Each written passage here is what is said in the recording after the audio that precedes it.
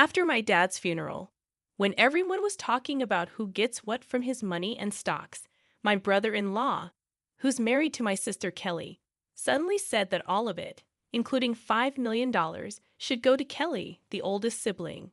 My sister and brother-in-law were happy, but the lawyer told them they couldn't just decide that. My name's John Watson. I'm 42, work in sales, and have a wife and 2 kids. My dad owned a big part of a company, and even though he was old, he still worked.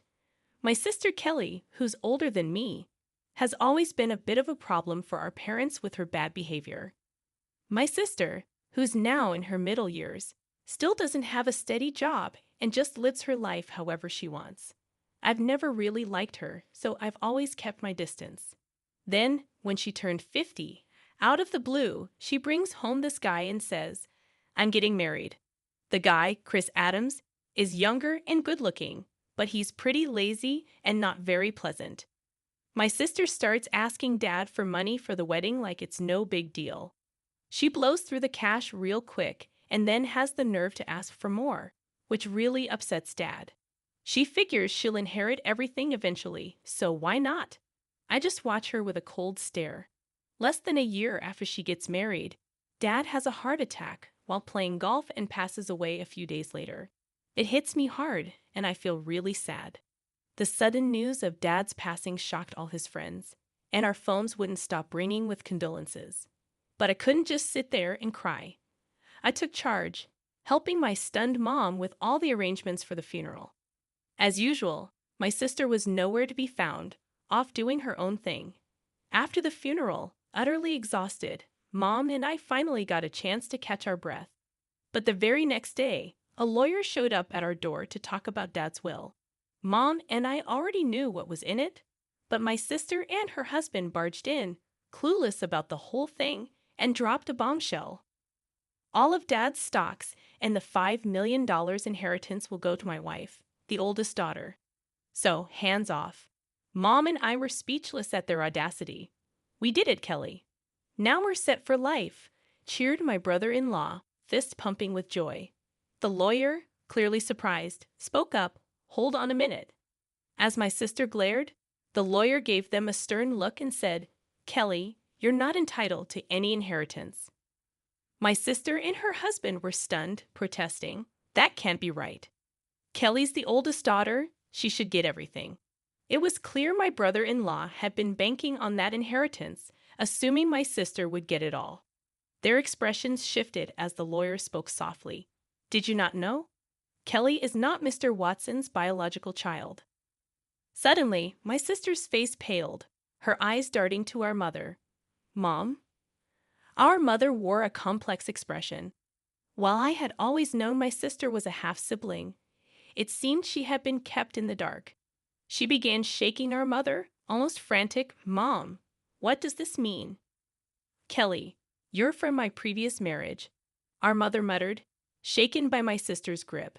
My sister, who had often teased me about being the favorite child, now wore a stunned expression. But if she was legally adopted, she should still have inheritance rights. My brother-in-law interjected, his voice rising. "Isn't that so, Kelly?" "Yes, that's what I thought," my sister replied. But our mother shook her head. There had been no legal adoption. Both my sister and brother-in-law seemed incredulous. "That can't be. I'm the oldest daughter. Even Dad said so." My sister's anger turned towards me. "I won't let you take everything," she snapped, to which I responded, irritated by her entitlement. "After all the support Dad gave you, you still say that. Be quiet." "I'm his rightful heir." My sister and brother-in-law protested. But what's wrong with a father supporting his daughter? I sighed, feeling the weight of the situation. While it's normal for parents to support their children, my sister had been using my father's money to settle debts and deal with various troubles. Mrs. Watson, John, who had been silent until now, suggested, "Why don't we let Kelly see the will too?" "The will?" "I have no idea about that," my sister panicked, although it was her own fault for not paying attention. Dad wanted us all to discuss the will's contents when he made it. But my sister brushed it off and went out to play instead. When I pointed this out, my brother-in-law gave her a fierce glare. What were you thinking? This was important. Faced with the question of what to do next, they agreed to hear it. The lawyer then revealed Dad's will, stating clearly that the inheritance was for me and my mother. It also explained why Dad didn't adopt my sister. Initially, he intended to, but he grew disappointed with her behavior towards me, her half-brother, and her reckless spending as she got older. So, I actually have no inheritance rights. Realizing this, my sister was stunned. "Damn it! What now?" Suddenly, my brother-in-law raised his voice, accusing, "You lied to me. You said you had money." His demeanor turned aggressive, leaving my mother and sister shocked. But I wasn't surprised. My brother-in-law had often shown his greed. Perhaps he even married my sister for her money. "Kelly, don't come back until you've got some money," he commanded. "Wait, Chris? What do you mean? I thought I was going to be wealthy. What a letdown." Roughly pushing past my sister, my brother-in-law stormed out of the room. Left behind, my sister glared at us, her face red with anger, and cried out to our flustered mother, "Mom, why didn't you have me adopted? It's not fair that only you get the inheritance. I should have gotten something too. But you didn't handle it right. This is awful, Mom," she sobbed, making a scene. I was taken aback by her outburst, but the lawyer seemed unfazed, perhaps accustomed to such drama. "Why does he get everything?" "Because I'm Dad's son," I responded, and my sister's eyes filled with anger as she lunged at me, shouting, "You! It would have been better if you were never born." I thought to myself that even if I hadn't existed, Dad would likely have made the same decision given my sister's character. Before I could say anything, the lawyer calmly intervened. "Kelly, if you continue like this, it will involve the police," making my sister flinch, possibly recalling her past shoplifting incidents. "Kelly," our mother called out, tears in her eyes. 6 months had passed, and the inheritance proceedings went smoothly without any hiccups. Though my sister and brother-in-law grumbled for a bit, the lawyer's efficient management left them with no room to meddle. My mother gave my sister some money, but I refrained from commenting on it. What bothered me most was their sudden disappearance with the funds, displaying their blatant gold-digging behavior, which left a sour taste in the mouths of our relatives who were aware of the situation. One day, I took my mother, wife, and daughter out for a meal. Thanks to my wife's suggestion, my mother, who had been somewhat withdrawn since Dad's passing, seemed more cheerful in the company of her adorable granddaughter. "Hey, Mom, why don't you come live with us?" I proposed. "But you know Kelly might drop by sometimes. She only shows up when she needs money, right? Don't be too accommodating with her," my mother hesitated. Her reluctance was understandable, given that my sister is her biological daughter. Plus, if our family moved into the family home, my sister might stir up trouble again. Respecting her concerns, I simply asked her to think it over as I drove towards the family home to drop her off. As we pulled up, we noticed lights on in the supposedly empty house. It wasn't the time for the helper to be there, so maybe my sister had returned. With that in mind, I parked the car in the garage. "Let's pop in for a quick coffee," I suggested. As we stepped out of the car and headed towards the entrance, a car suddenly swerved towards us, narrowly missing us. Reacting to my daughter's cry, I instinctively shielded my wife. Ouch! Thankfully, the car only grazed me, but I was thrown into a nearby flower bed, taking a hard knock. The car came to a halt after hitting the garage entrance. "Are you all right, honey?" My wife and daughter rushed over to help me up, while my mother stood trembling at the entrance, understandably shaken. Panic ensued. I was rushed to the hospital by ambulance and had to stay overnight. Later, I learned that the driver was Chris Adams, my brother-in-law. He claimed to the police that he mistook the accelerator for the brake, but I doubted his explanation.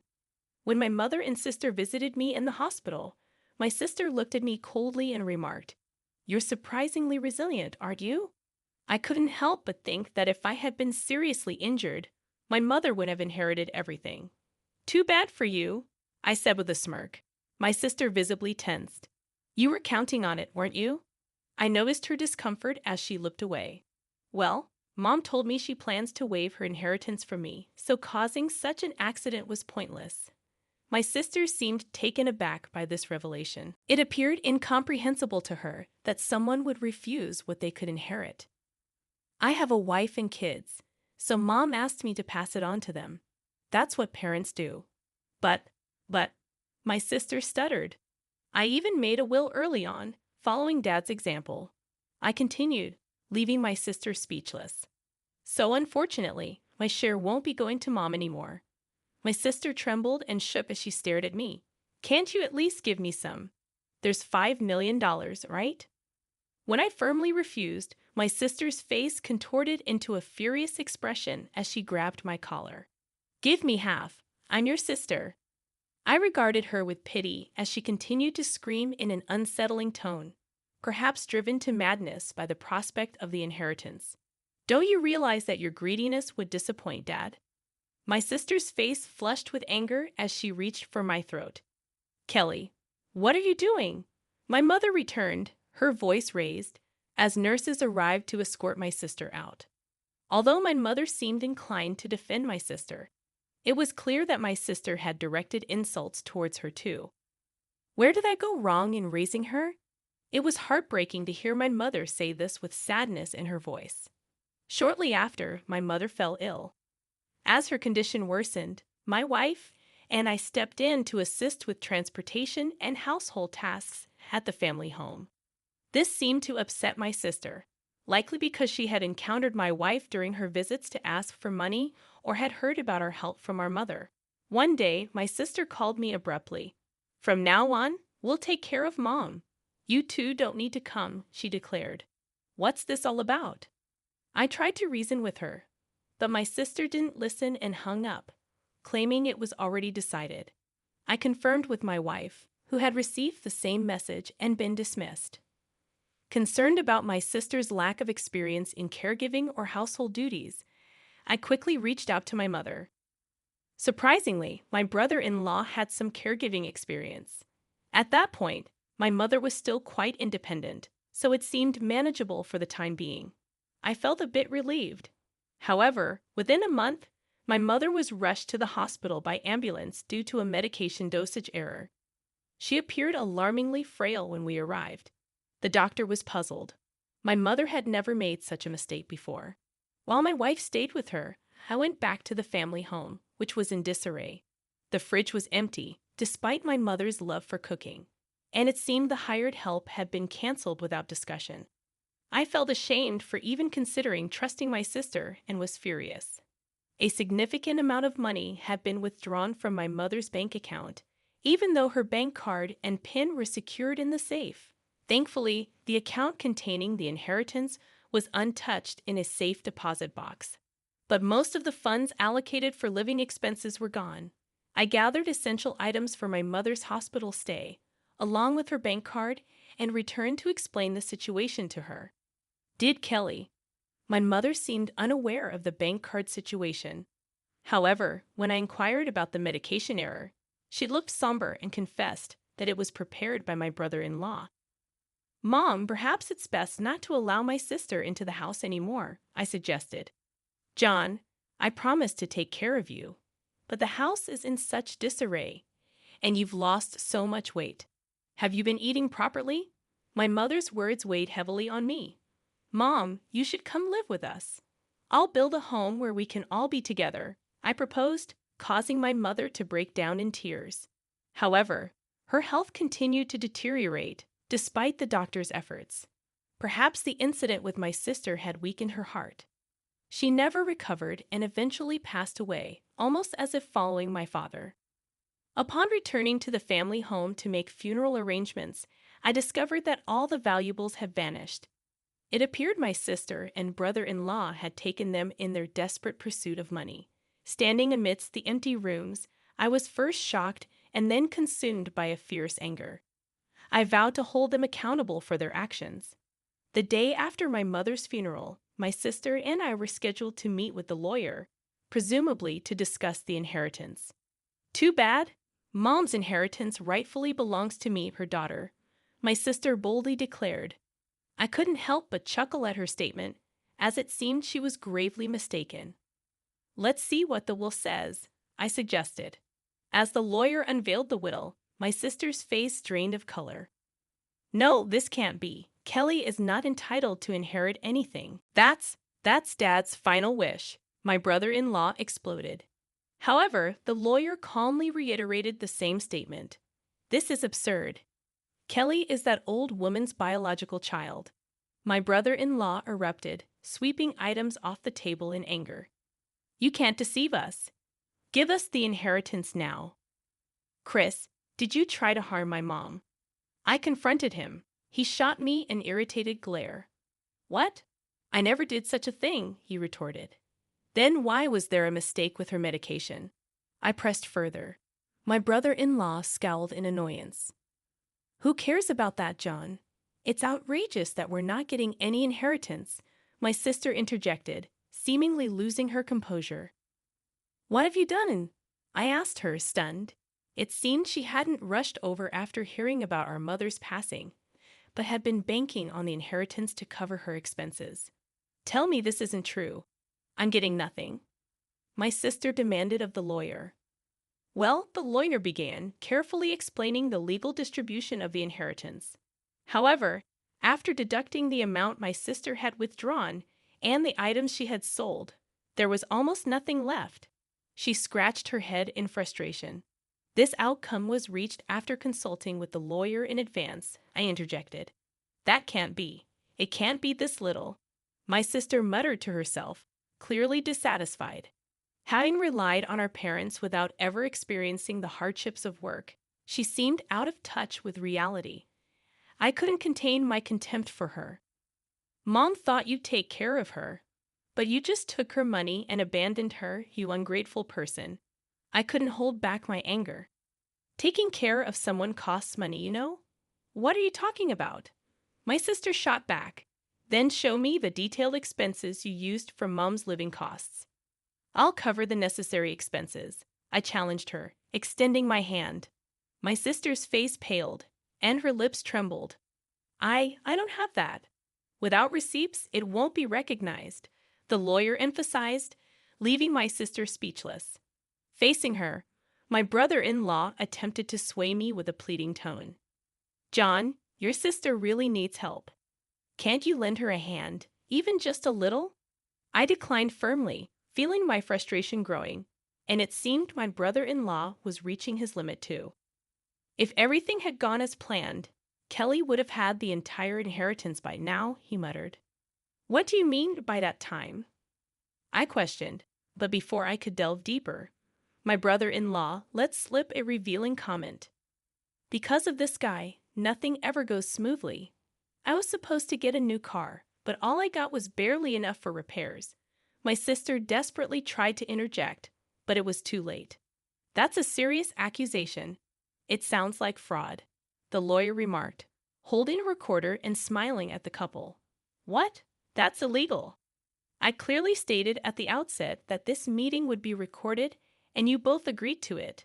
My brother-in-law paled upon realizing his mistake. Turning to him, I declared, Chris, I'll be pressing charges for that accident. Don't be absurd. There's no evidence. You've just provided the evidence yourself. My sister burst into tears and shook my brother-in-law in frustration. You fool, it's all your fault. What are we going to do now? Eventually, my brother-in-law faced criminal charges. His previous offenses also came to light, leading to his detention by the police. My sister, implicated as an accomplice, received a lesser sentence. However, unable to afford her rent, she sought help from relatives but was rejected by everyone. As for me, I continued to work diligently without relying on any inheritance, finding solace in the dividends from stocks as a small pleasure.